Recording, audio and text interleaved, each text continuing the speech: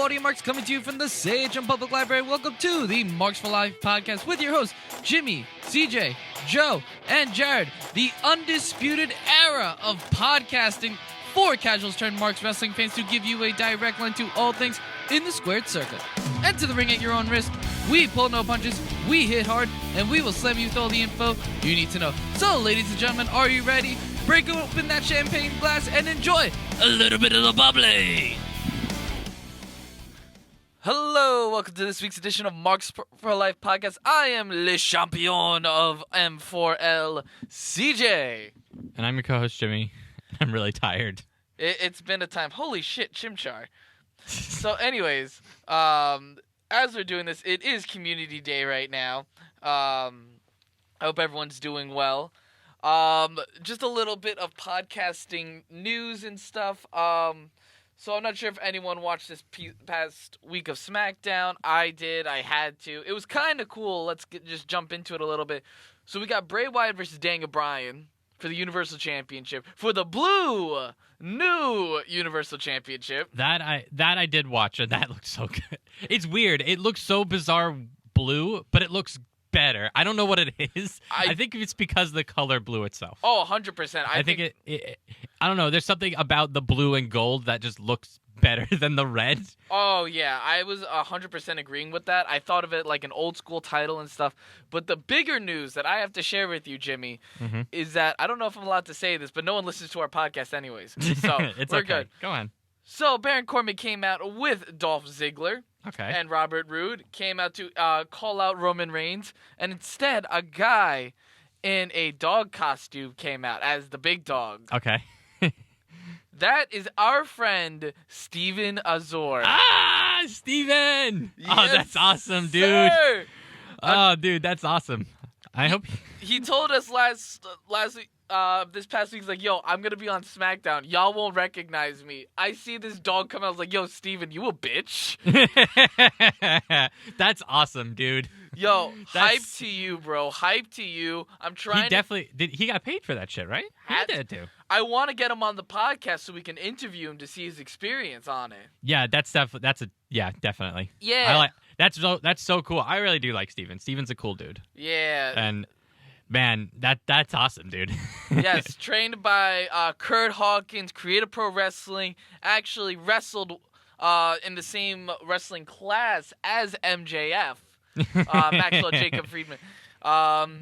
So it's very interesting. I figured I'd share that. I kind of wanted to see if that was cool for us to get him on the show.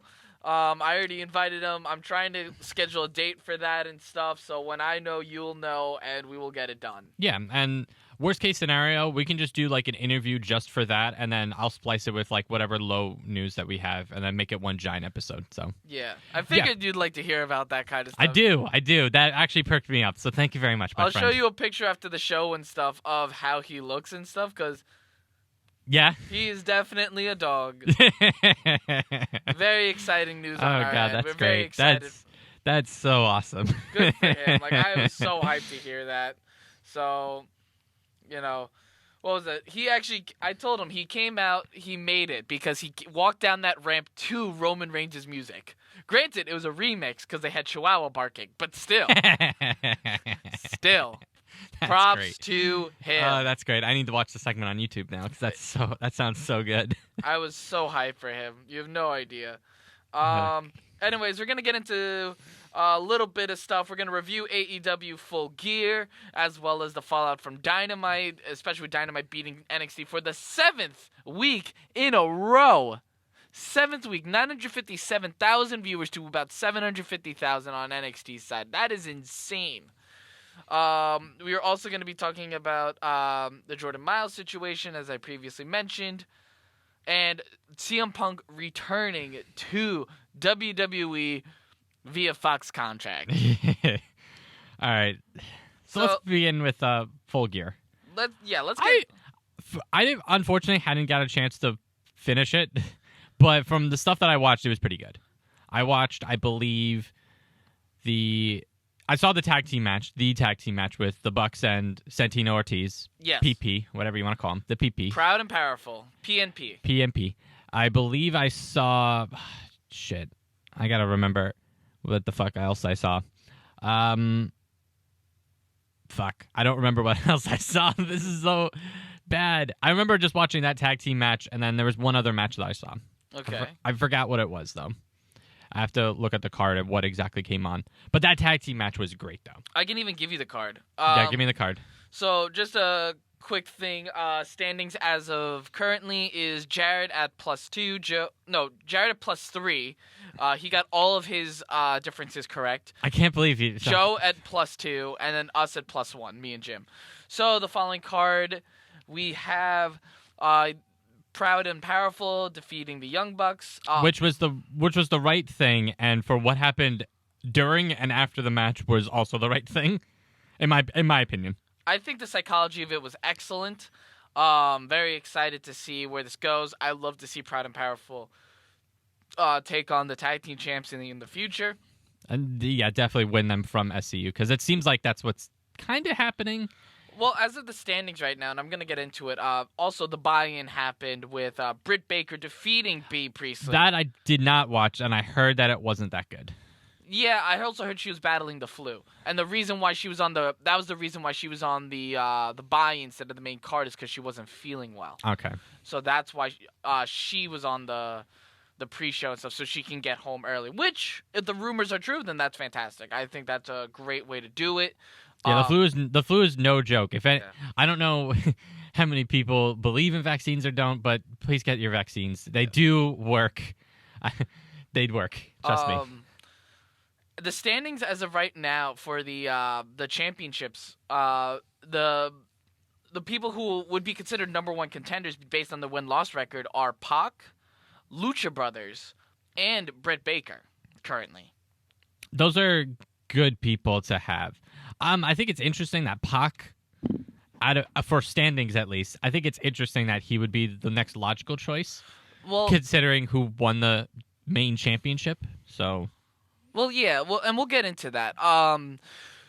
Next up on the card, we also oh shit, I don't even remember. Shawn Spears taking on Joey Janela.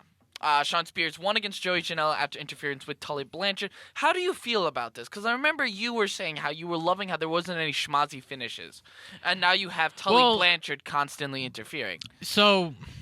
And that also relates to Jake Hager interfering as well. So this is where the schmoz finish difference between what AEW does and WWE does. Okay. With WWE, sometimes the schmoz finish usually ends in a DQ in any way, shape, or form.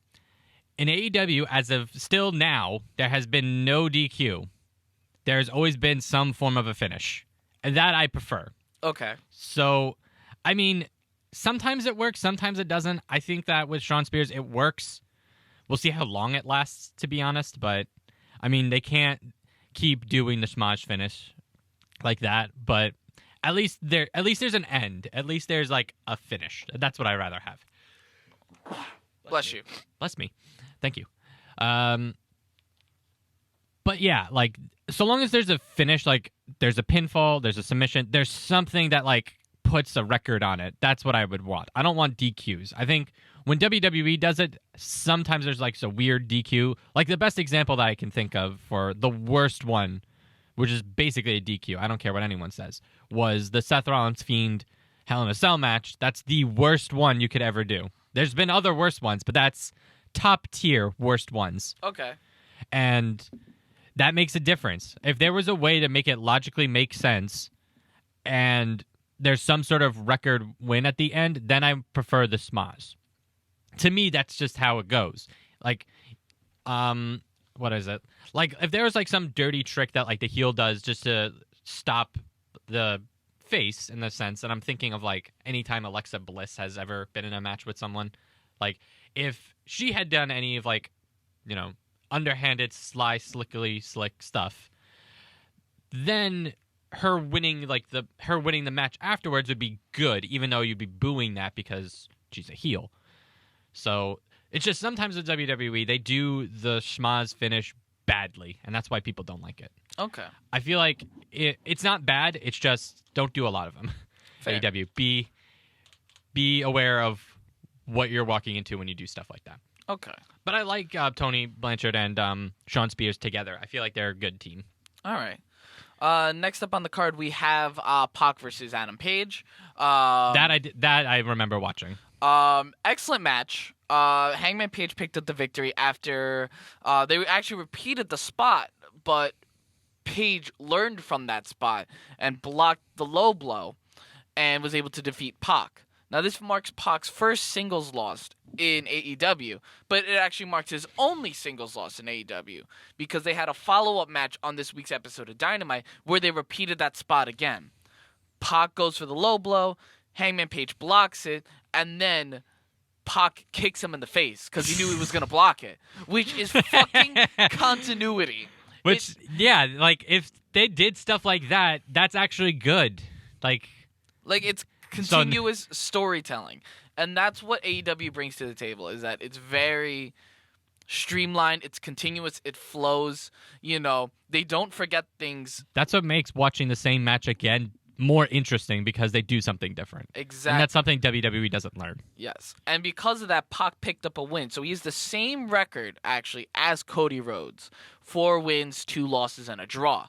But the thing is, can the people that he's beaten Hangman Page twice in singles competition. He beat Trent Beretta, which, yay. And then he beat Kenny Omega. And he's only had 1 singles loss, which is insane. He has the same record as Cody Rhodes, but a better record than Cody Rhodes, in my opinion. Because look at who... No. I'm trying to logically follow. So he beats Hangman Page twice. He beats Trent Beretta once, and he beats Kenny once. He only had 1 loss though. So he had 2 losses. One in a tag match against Kenny Omega and.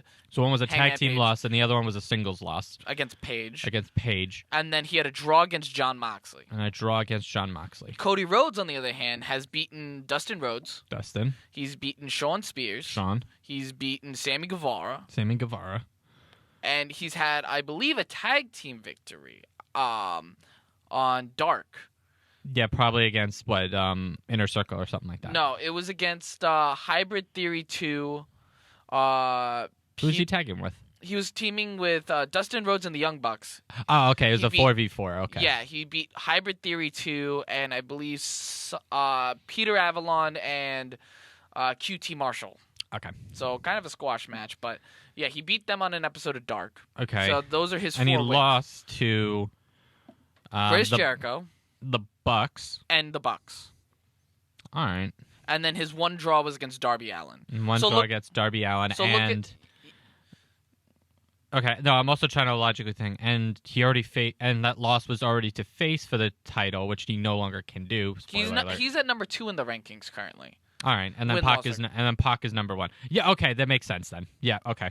So, that's what happened with that. It's very exciting and stuff. I'd love to see Pac versus Chris Jericho. Pac versus Chris Jericho would be interesting. This would be interesting because I don't think we've seen like a real heel versus heel match. I'm trying to think of have we ever in AEW or anything? In AEW's history, we have not. So this will be interesting because it'll be interesting to see what kind of characters will come out of it. Who will be the heel? Who will be the face? My money's still on Jericho. I think he's going to try to book Pac to the moon, which is the correct thing to do. Oh yeah. I mean, he still might win because I don't think Pac is going to take the belt off of him, but I think the correct thing to do is to shoot Pac to the moon. Yeah. Because that will really establish Pac as like a real top person. Again, yeah, he's something that he deserved for a very long time. Top heel. But the thing is, he could work babyface in a way. As like a dominant babyface. I could see that as well. Yeah, I could see it. My hope is that that's what the plan is. Oh, 100%.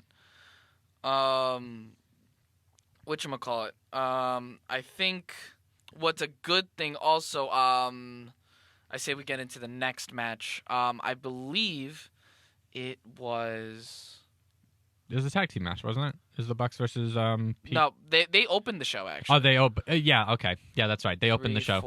Well, we never talked about that, though, anyway. Yes, we did. We talked about it at the beginning of the show. You talked about how good it was. We didn't talk about all the spots and what happened afterwards. We could talk about it. I think the bigger story comes from this past week's episode of Dynamite, where their brawl was backstage. Mm. Well, pretty much Proud and Powerful won. With one of the best sells I've ever seen in AEW history. Yes, their selling was amazing. The super kick with the floppy back and forth that makes it look so cartoonish, but at the same time just entertainment all around. I think also the selling between the Bucks was excellent too, and I think I mentioned that before, but I'm gonna mention that again. Just with Nick Jackson selling the shit out of his leg, yeah, was amazing.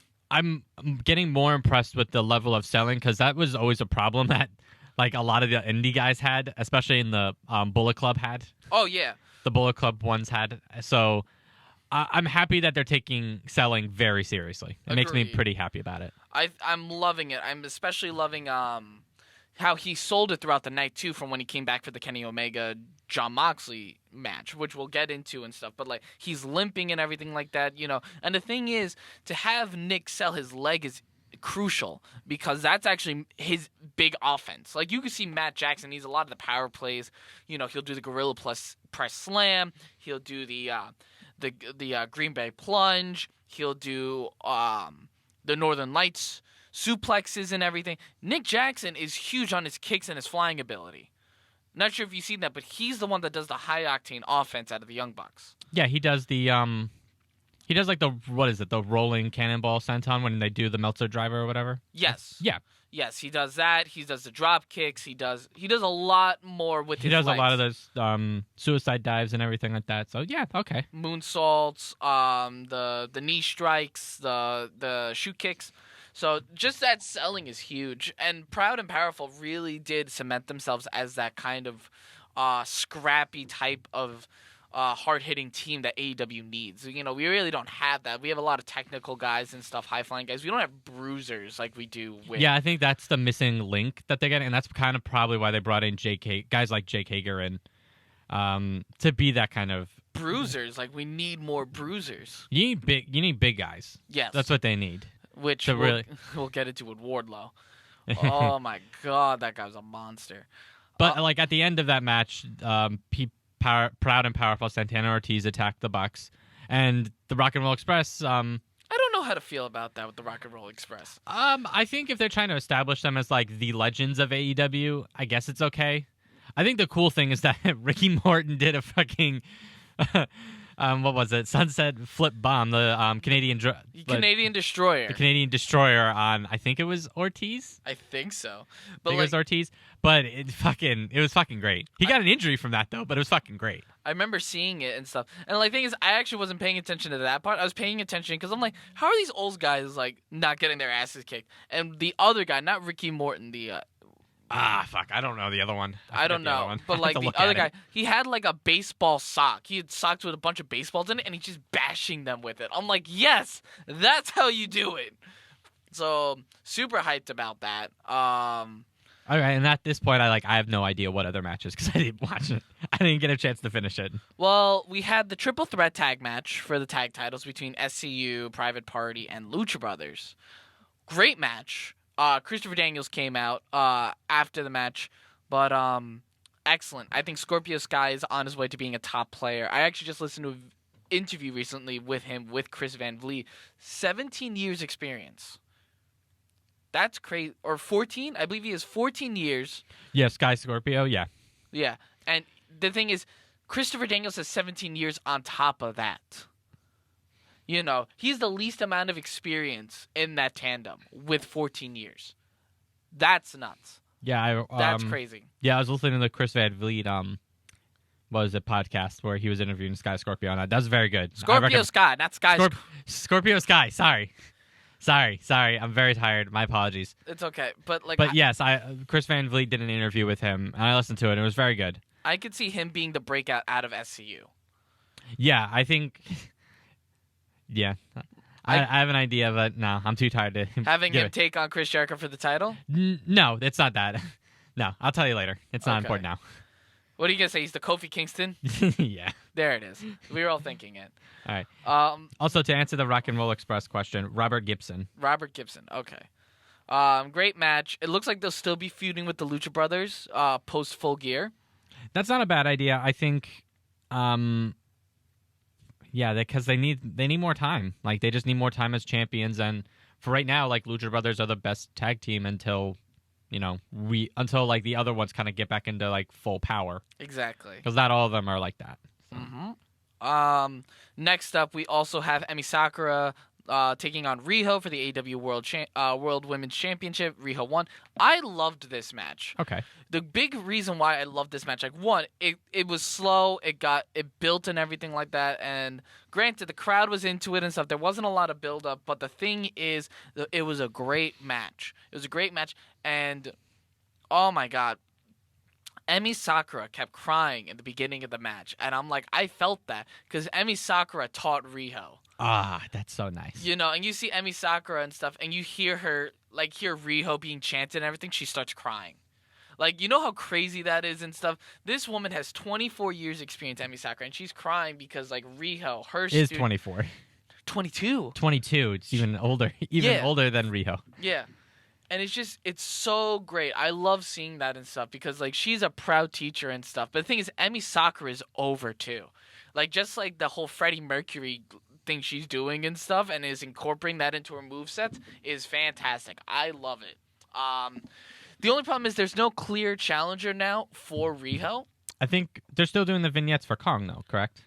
No, she's already been coming out. Oh, okay. She so cut coming. B. Priestley's hair with a knife and popped up on AEW Dynamite this past week with Brandy Rhodes and cut hair off of Allie.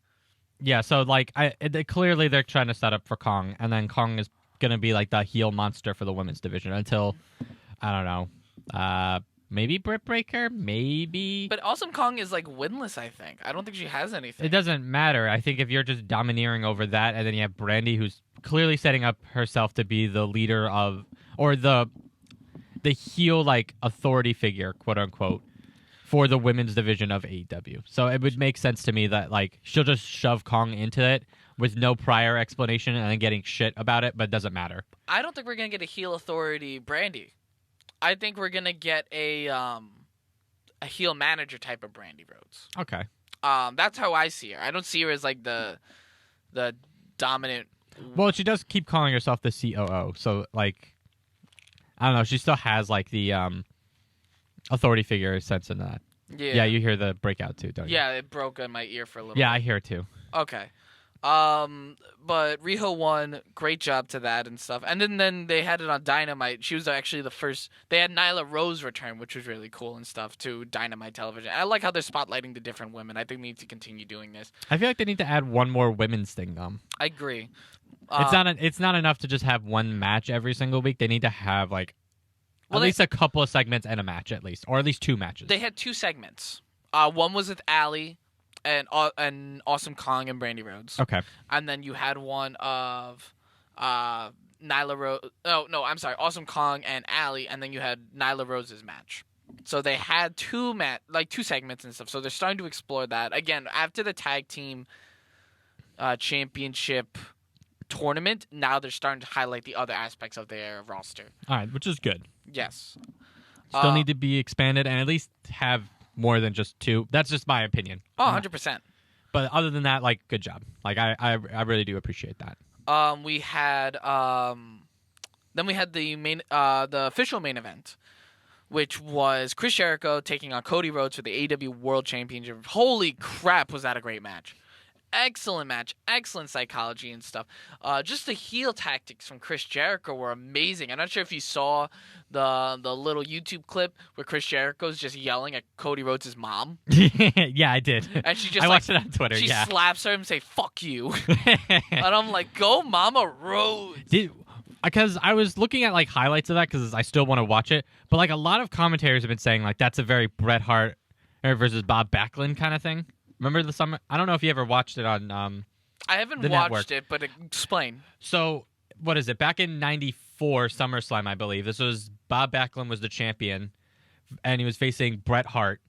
And in that match, you have Owen at his side with a towel, and I believe Bret and Owen's mom was in the ringside as well. Okay. And it kind of set up the tone for that. And what happened was Bob Backlund put Bret Hart in the chicken wing the signature, and Brett threw the towel. Oh, you mean Owen? Yeah, Owen, sorry. Yes, and yes, Owen yes, threw the yes. towel. And yeah, and a lot of people have been saying that's kind of what was happening for that match. Was that the case? I don't know yet because I haven't watched it. I probably will by the time that we show up next week. Yes. So yeah, you can go ahead and spoil it. I'm all right. So MJF did throw in the towel. Yeah, for okay, Cody that's Rhodes. what. Yeah. He did. It was actually really cool and stuff to see that and everything like that. And I actually was like, when I was listening to it and everything like that, or watching it, I'm looking at it and everything, and I'm seeing it, and not gonna lie, I could have believed that Cody Rhodes was gonna turn heel. That's what I knew. Yeah, MJF because like the Bret Hart Owen thing that I was talking about, that's the same exact kind of thing that happens because Bret gets mad at Owen, but Owen like beats him up essentially. Yes. That's what happened with that. So is that what happened? I mean, I know what happens, but is MJF kicks him in the balls. And we were all. He got water thrown at him and everything from the crowd. Yeah, I know. So that's like the more impressive thing is that people got visibly viscerally like angry about it and started throwing shit at MJF. They threw like a beer like cup at him. Which I thought was so. I was like, yeah, like this is not WWE. WWE doesn't do shit like this anymore. No, at all. They're not passionate about it like before and stuff. I was pretty happy of like, yes, watching the visceral reactions of like the live crowd get mad is what wrestling needed. Yes, granted they got ejected. Yeah. But it was an excellent match. Cody Rhodes took an awesome bump. Very worried about it, but he got split the hard way. Ugh. Yeah, but he wasn't medically cleared to compete this past week. But then this gave birth to an excellent promo segment between MJF, excuse me, and Chris Jericho when they were explaining what was going on. And MJF's like, Cody Rhodes used me. He didn't care. He just saw a young guy manipulated me and everything like that and stuff. Classic heel MJF, and I fucking loved it. And then you had Chris Jericho, and you remember that spot where Chris Jericho and Kevin Owens are fighting each other, and they're like, "We know who was responsible." It's like, all right, we'll say it on the count of 3. 1, 2, 3. Roman Reigns, and hugged. They did that, but with Cody Rhodes. It was the best segments that Chris Jericho will ever have is that moment with MJF, yes. that moment with Kevin Owens, and the best friend. What is it? The Festival of Friendship. Festival of Friendship. Yes. Those are just the best segments ever. Like, because you know what happens, but like once it gets like played out, it's just fantastic. So, agreed. And especially when like almost like cowardly cyclical heels like team up, it's the best because they just play the crowd and it's fucking great. Even the best thing about Dynamite from that was that MJF came out to Cody Rhodes' theme music and his entrance. Like you see him rising up out of the ground and everything like that. The whole music is playing and stuff. That's great. Man. It was I fucking love that. So good. I was so hype. Now, I watched an interesting clip of that promo package. Did Chris Jericho say that when MJF was born, they were watching him wrestle fucking some random wrestler in WCW? And MJF was like, who's this guy? It was Juventud Guerrera. Yeah. He was like... that was so great. They're both handsome. They're both...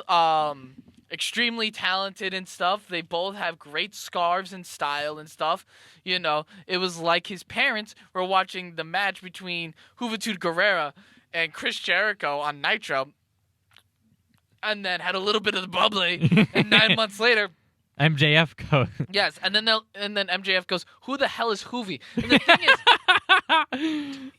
Chris Jericho saying Google it. Meanwhile, this entire time, Tony Schiavone's laughing his ass off because he's just like, "Oh my god!" Wrestling is fun again because of AEW. Like I didn't mention. I need to really sit down on Wednesday nights and watch Dynamite. That's my goal. You didn't watch? Did you watch the Brawl? No. Okay. So I'm gonna spoil I've only it. watched several segments of AEW. So that was one of them. They're brawling. And Ortiz and Matt, I think it's Ortiz and Matt Jackson. Ortiz is the one with the dreadlocks, right?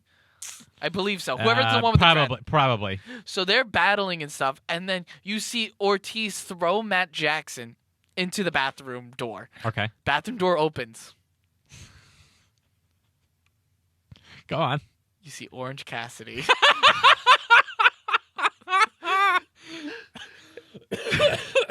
Hands in his pocket, leaning against the bathroom wall. You see him and Ortiz are just looking eyes. And you see Ortiz just grab the bathroom door handle and slowly close it. Orange Cassidy, the man, the myth, the legend. That's fucking great, man. He'll never be a champion, but man, he will be. No, I could see him snapping, and that's how he wins the title. Like, I could see him snapping with like at the casino battle royal, and he gets a title shot and he wins. I could see that. I can't take this shit anymore, man. I'm so fucking mad. It was so good. Oh, God. I fucking love Orange Cassidy, man. He is so great. Yes. Man. Oh, my right. God. And So one more match at Full Gear. yes, the unsanctioned Jon Moxley versus Kenny Omega match. How was that? Brutal. Brutal? The most brutal match I've ever watched. Oh, my God. Just watching it, that was insane. Was it as bad as Worse. What was that match you really despised? That was like hardcore. That you really despised.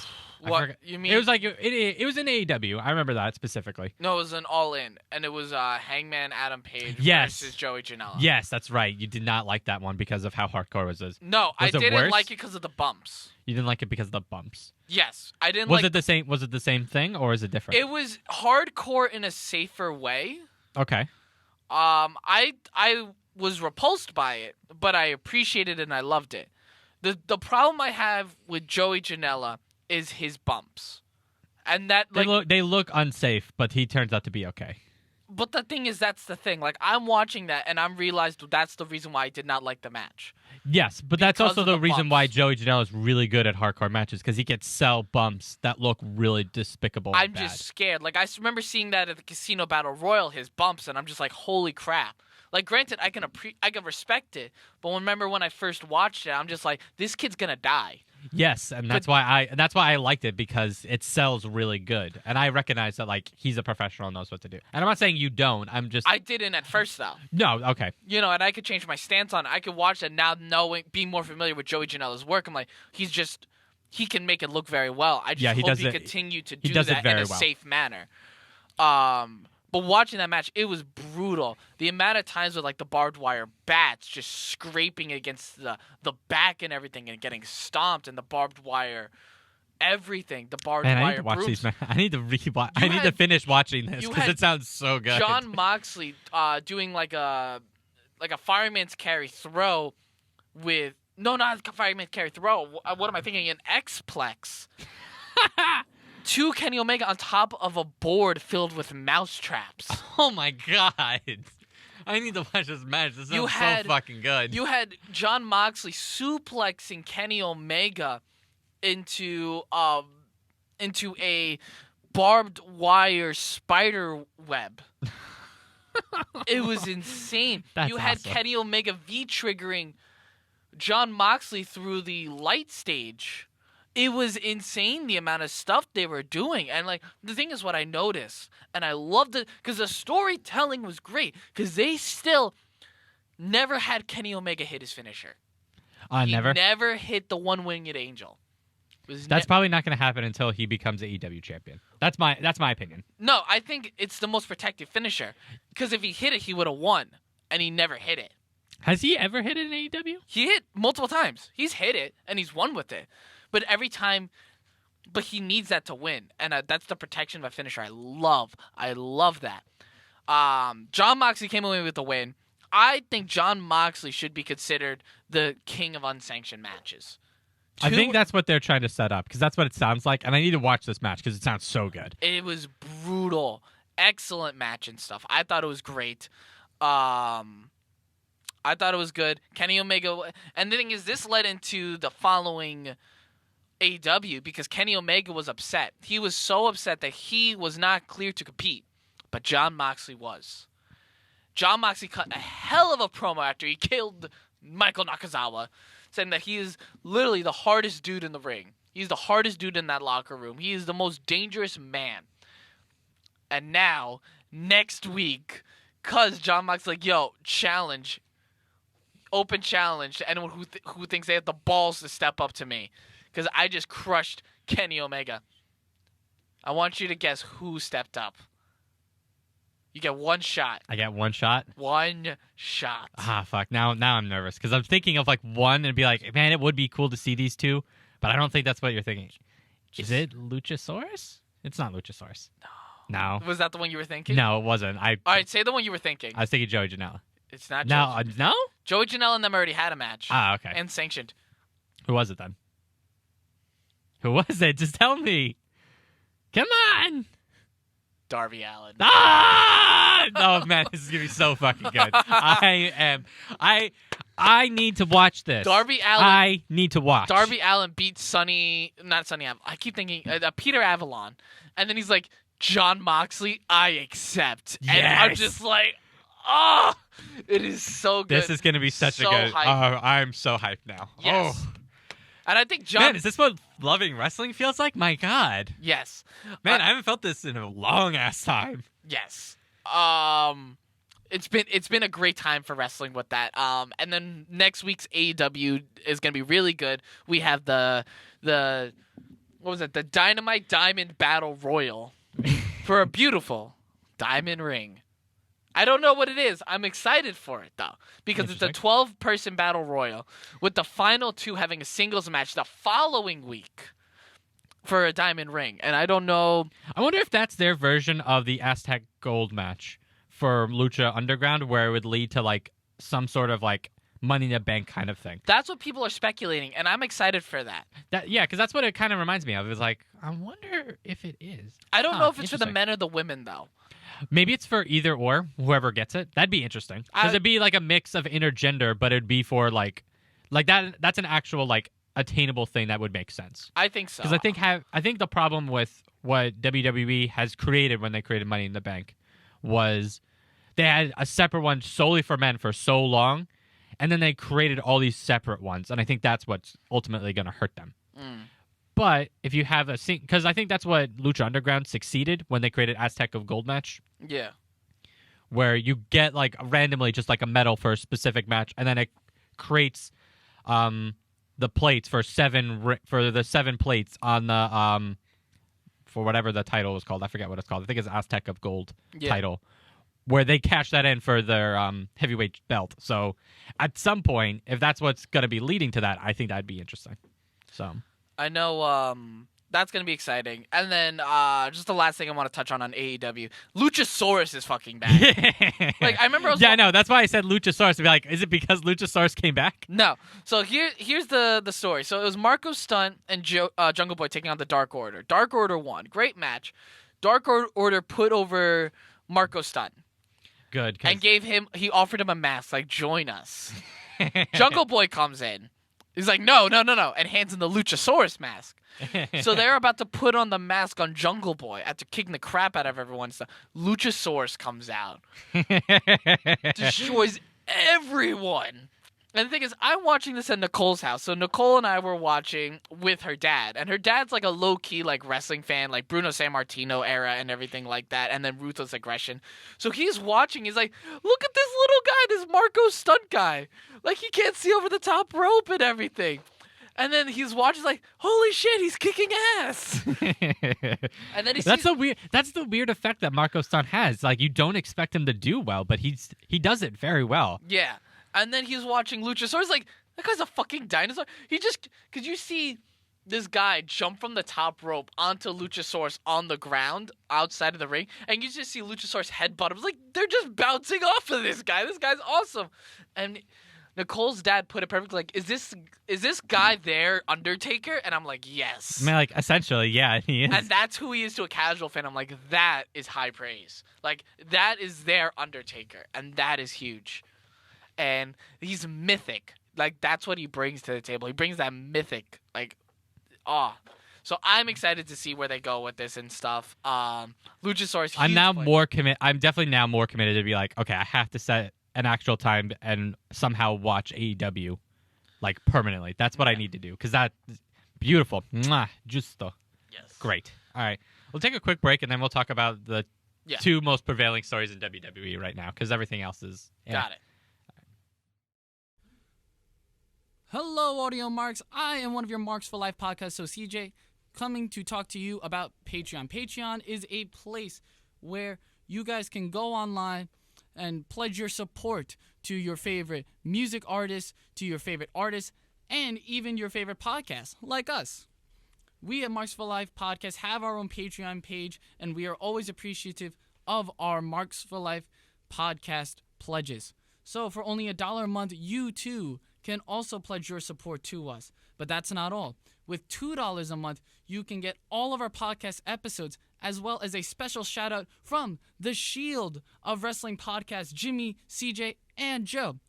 And even further, you can get all of that with $3 a month, plus a follow back on Twitter and Instagram. So, what are you guys waiting for? Head on over to Patreon at patreon.com. Search for us at Marks for Life Podcast. And we'll see you then, Audio Marks. Thank you very much. Back to the show. And we're back. All right, let's get into the other guys. WWE. All right, so what do you want to start with? Do you want to start with like the good thing, or do you want to start with the more controversial thing? I say we start off with CM Punk. Okay, so I'm pretty stoked. I'm not gonna lie, I'm pretty stoked. He comes back as an analyst for WWE Backstage under contract with Fox. Let me make that very clear. He comes back as under contract with Fox 100%. He said if it was with WWE approaching him, he was not sure how he would feel about it. But because it was Fox, he was more open to the idea. So that means there's still a little tension between him and WWE. But with him being back, it does kind of leave that really open door to be like, well, Survivor Series is going to be in Chicago this time. Isn't that correct? Yes. So it's going to be in Chicago, which means that TakeOver is also going to be in Chicago. Yes. And so will the Monday afterwards. Yes. And you kind of wonder, after everything's said and done with those pay-per-views and Monday rolls around, is there a possibility we'll see Punk in Chicago in a WWE ring? Not so much wrestling, but just being there. Because I feel like that would be the biggest thing that would happen. You know, it's 2019. The last time we saw him was Royal Rumble 2014, I believe. 2014, so like almost 5-6 years ago. That would be pretty big. And I think the pop would be immense. The pop would be immense. And I think it got kind of underflated by him coming out. At WWE Backstage. Yeah, and at a near empty stage for a show that not a lot of, unless you're a super mark and you make the time to watch it. Yeah. Which I don't mind that Punk is going to be there. It's just like you kind of undercutted like his own kind of, return. His return, essentially. Because essentially he's back. It's just a matter of time of when we'll see him in a ring. Will there be something? I don't think we're going to see him in a ring anytime soon. I don't have faith with that. I really don't. I think Royal Rumble would be the best time to bring him in. And then he'll win it because that'd be one of his main goals that he's ever wanted to accomplish in WWE. It's never going to happen, but man. I don't know. I think I would rather... I've mentioned this. I think because he's under contract with Fox, he technically can go onto AEW programming. Yeah, I know. That's what a lot of people... It's not going to happen, though. What do you mean a lot of people? A lot of people have said that? Yeah, I've looked on the AEW Twitter threads on it. Oh, my God. That's the only thing that they're talking about. Okay, so... Me personally, I don't think he's going to go to AEW anytime soon. No. Not that he's opposed to it. I think because I think he's a company person. I think that when he's under contract with Fox and they're doing a relationship with WWE, he's doing a show with WWE, he's going to respect that. Yes. I feel like he would do that because that's what he did with UFC. He did his fights, he sucked at them. Yes. But he did commentary for them. Yes. So, he respects the relationship. He won't, double back anything like that. If he does, that's, okay. It's not the worst thing. You've seen, Shawn Michaels and,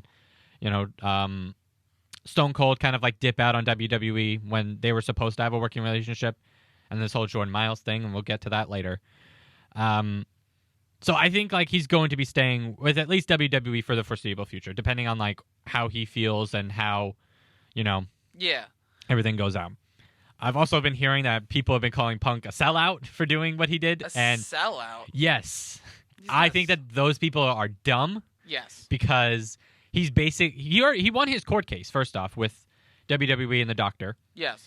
And, he wants to get back into wrestling. And if WWE asks for him and they pay him a good amount of money, that doesn't make him a sellout. That makes him a savvy business person. You have to be a professional in this kind of sense. And Punk is a professional at the end of the day. I think I'd be okay without seeing him as a wrestler. Me too. I think I'd love to see him on commentary. I'd love to see him as an analyst. I love seeing him as an analyst on Fox. I think that's really I do too. good. I don't need him being rushed into the ring, but man, I was listening to Cheap Heat, which is an ESPN wrestling podcast by Peter Rosenberg, who used to work for WWE, and they had this guy, and they were talking about a potential way of getting Punk in storyline on WWE television. Okay. And it goes like this. So after Survivor Series happens, I don't know exactly who comes up on top on that, and that's not important. But NXT comes back, and they do like a pseudo invasion thing again, and you have Triple H in the middle of the ring. There's no Pat McAfee in the ring like they had last time. But you have Adam Cole approach Triple H, and all of UE comes in and just kicks the crap out of Triple H and throws him out of the ring. And at the top of the stage, you first start hearing Cult of Personality and Punk coming out, and you have the new like authority figure of UE as CM Punk. Mm-hmm. And the tension between Triple H and CM Punk on NXT television, between the heel faction that Triple H created essentially, and versus Triple H and his whole horde of NXT superstars for NXT television, that would make a huge difference for whatever competitiveness that between NXT and WWE versus AEW. I think that would be the way to do it. Well, that's a good idea. I do recommend people listen to Cheap Heat this past week because they had a guy who actually was a writer for WWE for like 3 weeks or so. And that's what he did pitch. So I would recommend people listen to that because it was an actual good pitch. Because they were talking about Punk in that sense. And that's a story way of getting him back into WWE television in wrestling, so to speak. Not so much like him being in the ring and wrestling. That's probably not going to happen right away. But like, imagine that though. Like they come back like on Raw afterwards, and like let's say that like NXT didn't take away all the gold in that sense, and they're super pissed, and they come on the Raw and they try to destroy it, but UE comes up behind Punk, comes up on Triple H and be like, no, you failed us, and they just start beating the crap out of Triple H, and then you hear Cult of Personality come up, and Punk comes in, thinking like, oh, they're gonna like brawl or whatever, but Adam Cole and CM Punk like shake hands, and it's like, oh, okay, now we gotta see what's going on. I don't know how I feel about that because like I feel like the UE should be separate of everyone. And that's how you would get it, because technically UE would then separate itself from NXT, because then they'd go back into a normal story, and then it would lead into Punk's explanation of why he kind of not took over, but is like, the managing figure in I keep saying EU, but it's UE. I can see that. And then you cut like a pipe bomb-esque promo on NXT television. You're telling me people would not want to watch that? I'm sorry. I think that they would. That would be a huge turning point. I think it's too early to put CM Punk into wrestling storylines. No, I agree with you. I'm just saying, like, they're leading up to something with Punk. I don't know what it is. It could be that. It could be him being in the Royal Rumble. It could be, hell, even him being at the night after WrestleMania next year. But, like, CM Punk is back on WWE television. It doesn't matter. He's back. Like, he's back. He's going to be wrestling again. That's what happened with Brett. It's going to happen. I'm just hesitant to say anything with CM Punk in regarding to that. No, that's a fair opinion. I'm not telling you that you're wrong. That's a fair opinion. I like, as much as we could speculate and stuff, as much as I'd love to see about WWE and AEW programming at the same time, because I feel like if anyone can get away with that, it would be Punk. Maybe. I think it depends on like maybe. I don't know. I feel like that's too like fantasy booking. That's way too fantasy booking. I'm just thinking contractually, he's contractually he can do that, and there's nothing against with the like star power of being able to do both. yes. I don't see Punk doing that. I feel like because he's working for Fox, doing a WWE show, he's going to more or less. Not saying he will. I'm just saying he can. Yeah, he can. I'm just saying there's the likeliness of him being on AEW and on a Fox show for WWE. I don't know. I feel like that's harder to believe than Punk entering a WWE ring before that. I feel like that would happen way before an AEW thing. I will say this, though. It's possible that he could do all three. That's also a huge possibility, where he does WWE stuff first, finishes up whatever, neat little bow that he wants to, give the people what they want, and then afterwards, like, waits, like, I don't know, maybe 6 weeks, 8 weeks or so, and then he shows up on, like, the pay-per-view of, like, an AEW show, and we all flip the fuck out. And that's going to happen, like, next year or something. Look, I just know that I don't think he's popping up this weekend, this upcoming weekend because the thing is, if he wasn't going to do it for All Elite Wrestling, he's not going to do it for WWE. Maybe. I mean, he softened his position on wrestling as a whole. I get that he still has tension with like Triple H and Vince and Stephanie, but he's a professional. Fox wanted him. They got him, and and you said it yourself back when we were talking about what would be the A show or the A network and all that stuff for WWE. WWE will sacrifice whatever personal relationships they have to be the better show. Vince would do it, and he'll definitely convince Stephanie and Hunter to do the same thing if they want to have WWE when he's gone. Like, I'm sorry, that's what's going to happen. I don't know, because the thing is, we never had this before with Triple H. No. This is the first time he's been in such a blatant show of power where this could be a thing. This is true. I guess time will only tell. Oh, of course. All right, so let's talk about the elephant in the room here. Jordan Myles. Oh boy, this is ACH. Let's stick with ACH. Yeah, because that's what he prefer to call. Yes. So this did we ever cover this? We never covered this at all. So we have to talk about the reasons for Jordan Myles and then his going back to ACH. I feel like that's the better way to do this. Yes. Because I want to give respect to this wrestler because like he went through something that I would say would make him uncomfortable. I mean, I would rather respect that than to mock him for it. Yeah, so because a lot of people have been mocking him. So what happened was that he was upset over a T-shirt design, which was a smiley face, a red smiley face outline with Jordan Myles in white as teeth. Yes. On a black shirt. So it was in Jordan Myles' ACH's mind, that was to be considered racist and to be making fun of African Americans, and also not only that, just kind of like showing the depiction that WWE believes to be African Americans. And if you look at the history of WWE, you could see a lot of them have been smiling black people. Yeah, I mean, smiling stupid black people, if I'm going to be completely honest. And also like the history that America has had with, black people and their pop culture yes. and depictions and everything like that has always been a darker complexion black person with a big red lips and big white teeth. I know Jordan Myles was stating that he was approached about the T-shirt idea, thinking it was going to be a Rolling Stones-esque. When he saw it, he did not like it. He called him out for it. This whole movement came around with for the culture. WWE released a statement saying that they got Jordan Myles' permission on it. Jordan Myles said it was bullshit. Well, I think there was other T-shirt designs that were similar to that. I remember someone was saying that there was a gray T-shirt with basically that thing, but it was black outline smiley face with black Jordan Myles on it, which coincidentally would have been a better shirt, in my opinion. Oh, so I think if they even just changed the main color of the T-shirt, you would have been fine. Yeah, I think that the fact that it was black with a purposely red outline with a white Jordan Myles teeth, I think that was I don't want to say it's purposely done because that's really putting blame on. I don't know.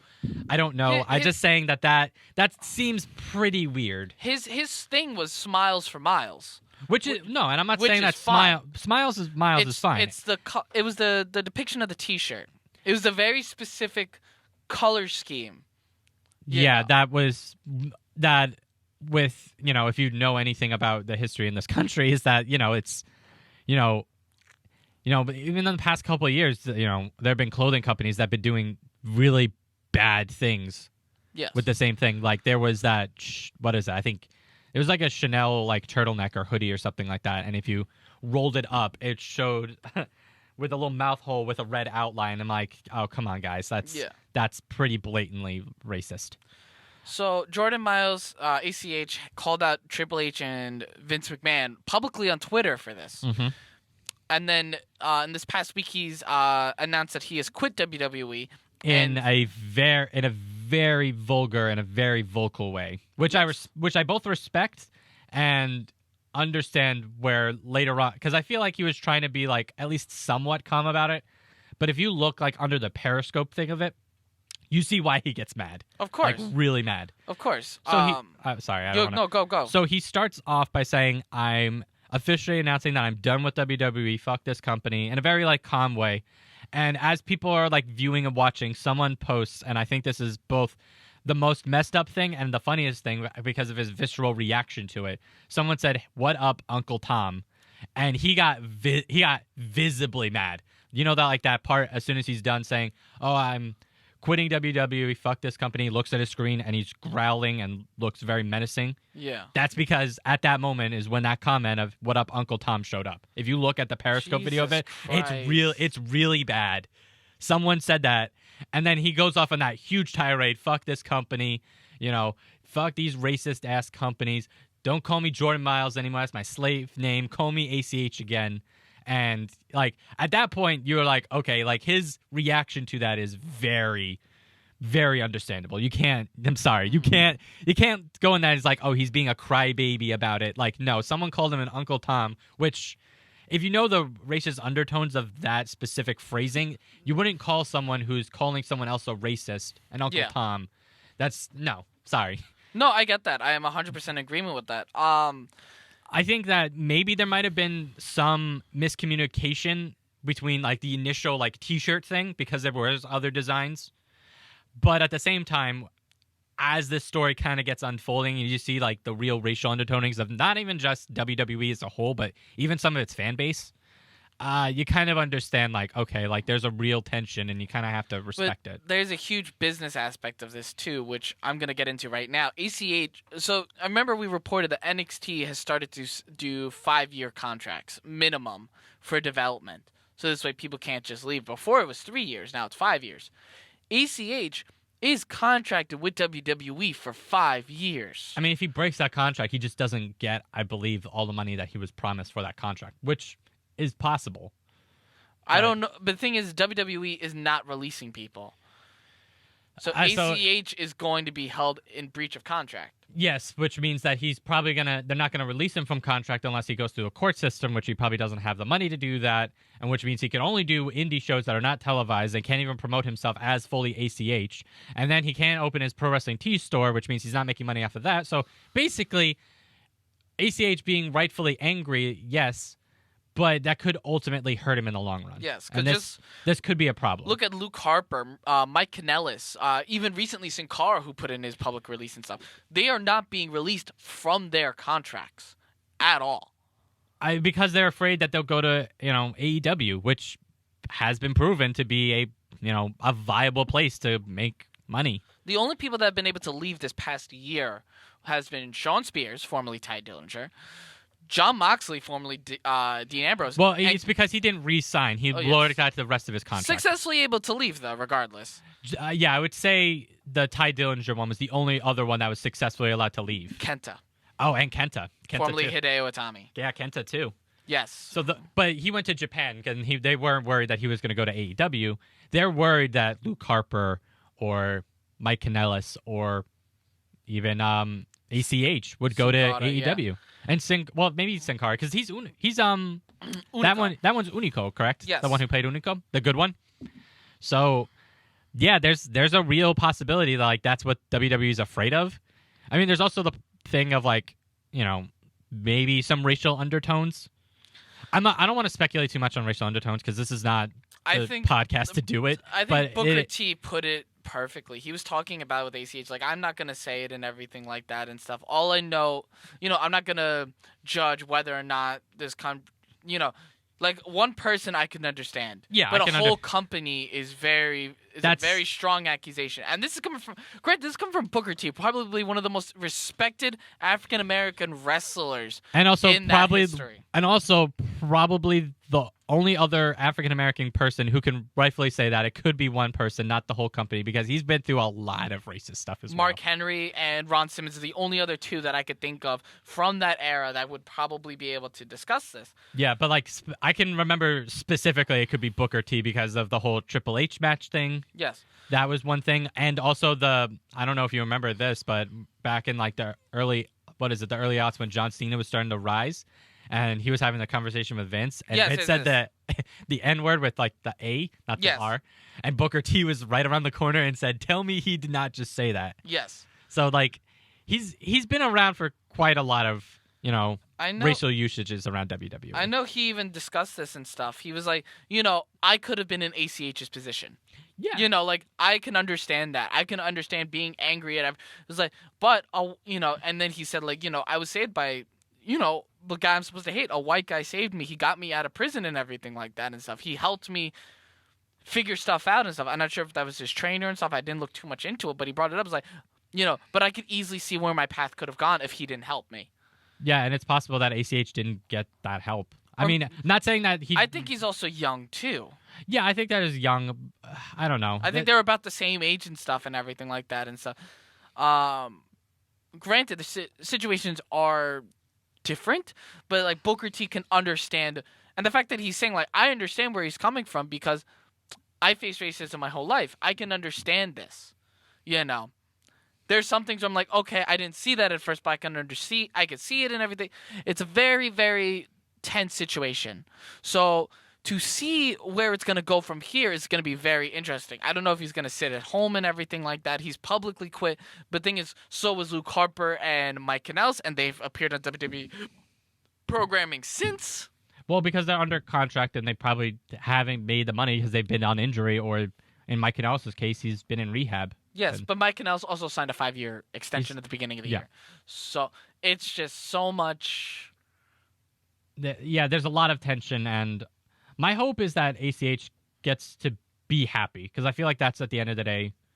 I would rather want wrestlers to be. I want them to be happy. I want them to feel like they're valid, because the reason why ACH would be saying all this stuff is because he probably didn't feel valued, he didn't feel valid, and he didn't feel appreciated by the company that hired him and that he went to contract with. And that's an important thing to be, especially because it's a job. At the end of the day, like, this is a job, this is a career, and if you're not happy in the place that you want to be, you have a right to leave. I'm sorry. Yeah. Like, even all the other people that want to leave. This is probably the more, like, visible and, like, potentially racist kind of, potentially racist. It's potentially more racially charged and could be a real problem for WWE if they, are proven that this is a racist act that was occurred on ACH. I mean, that's a possibility. Another possibility is that ACH is overreacting, to a fairly innocent way of a shirt that just happens to be, look racist. There's no other way to describe it. It's just like, I understand that people don't initially think of racial undertones in that way, but like, if you kind of know the history of racism in this country, like, it's kind of hard to pass that and not think, oh, that looks kind of bleak. I think that maybe putting this shirt out wasn't a good idea. No, it wasn't a good idea. And they pulled it. And into WWE's credit, they pulled it. And that was the right decision. Where they go from there, I don't know. But I don't know. But this is it's a very interesting situation that more information will definitely come out in the weeks to come, and we'll do our best to keep in mind on it. So, yeah. But that's basically it. All right, we kept it to a pretty short episode. Yeah. A pretty normal length, my bad. So, yeah, that's everything. Until next time, Audio Marks.